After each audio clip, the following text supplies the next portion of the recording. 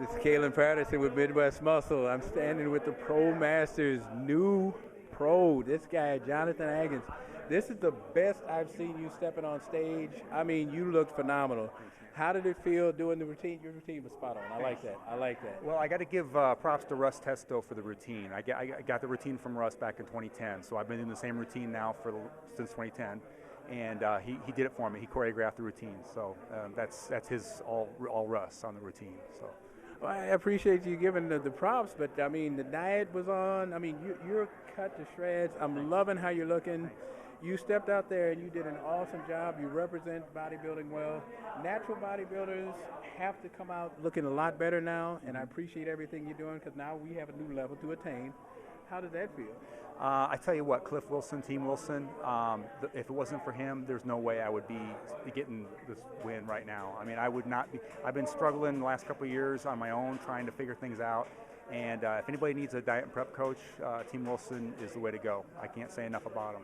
So. Mm-hmm. Now, we had a tough class out there. I mean, there was no, spot on where you just said, wow. And, when you have that kind of competition, that's got to be an awesome feeling, especially doing the shows that you've been doing. Yeah, the Masters class here tonight I thought was tougher than the Open, and I'm still got to see what happens in the Open yet tonight. I don't know what's going to happen there, but I was thinking second or third in Masters, and I did not expect to get first in Masters. I really didn't, so I was very happy with it. Now, I agree with you because I'm looking at some of the guys that are stepping out in the Open, and nothing against them, but I really think the Masters stepped out there a lot deeper.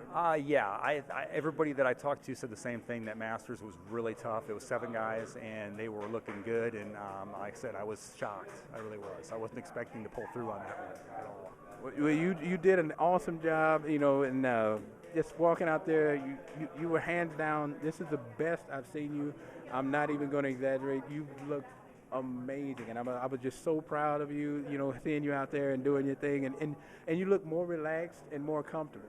Yeah, and I appreciate that. I really do. And it's just like I said, Team Wilson has done so much to help me in taking the pressure off by doing my tan and oiling and everything, prep and everything. And it's one of those things where you have that kind of support, to get you through something like this. It makes all the difference in the world because you just you can't perform at the level that you need to perform at to come out with a win, especially against the guys like this that look like this, on your own. This isn't going to happen. So. Exactly, and there's so many competitors that think that they can come in here and do this all on their own, and I got this, and I'm going to do fine, and I'm going to win my show. As a competitor, when we're hearing it backstage, it's kind of funny because we've been there. But what do you say to the person that thinks that they can handle it all on their own?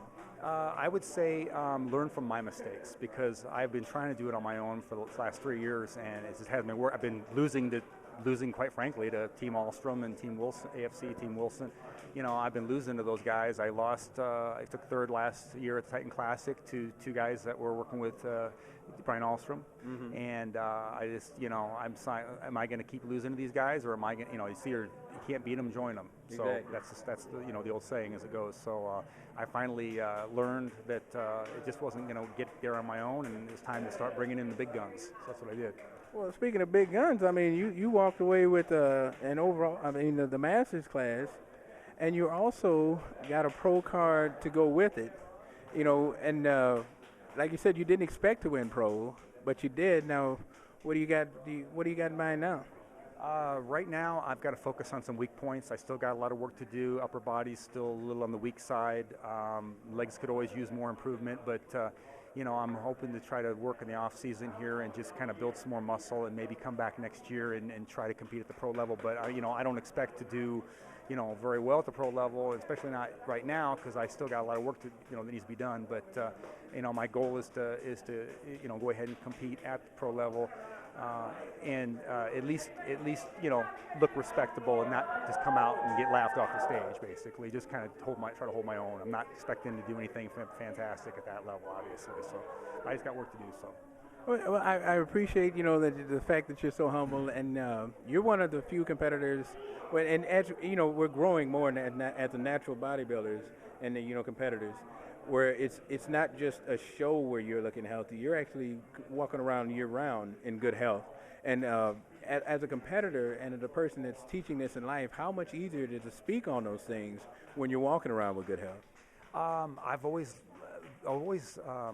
espoused a healthy lifestyle. I've always, said that, you always have to take care of your health, number one, because nobody else is going to do it for you, you know, and if you don't have your health, I've always said this, if you don't have your health, and I've been a personal trainer before myself too, in the past, part-time at Gold's here in Morton, and, I've always said that if you don't have your health, you don't have anything. Exactly. And so your health and well-being is should be your number one priority, because you're not going to be around for your wife and your kids if you're not healthy. So I believe that's always number one, is take care of yourself, because that's your first responsibility, to be healthy and be around for everybody who needs you to be around for them. So I've always tried to live healthy, and I've always tried to never smoked. I don't drink that much, especially obviously now. Yeah. But never been a big drinker. Never smoked, and I pride myself on the fact that I look a lot younger than I am. Most people think I'm in my early 30s. So most people can't believe I'm over 40. So exactly. and I'm 44 now. So I just I feel really good about that. But it gets harder every year. You know how it is. You're there. So you know how it is. It's harder every year. It never gets easier. So I don't know how many more years I got left to do this and improve on what I've got, but I'm going to keep trying. I started late. I came to this party really late. Didn't start competitively training for a bodybuilding show till about 3 or 4 years ago. So I came to the party way late, but better late than never. And so I'm gonna do my best. Well, you did good. I'm proud of you.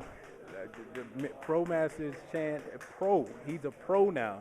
And that's got to be an awesome feeling. Any shout-outs you want to give other than Team Buster?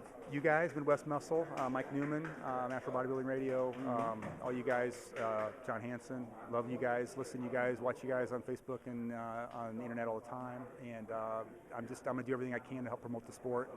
And that's one of my goals is to help promote natural bodybuilding. So. All right. So for John Aggen, Galen Patterson, Midwest Muscle, thanks Ray, hooking us up. We are out.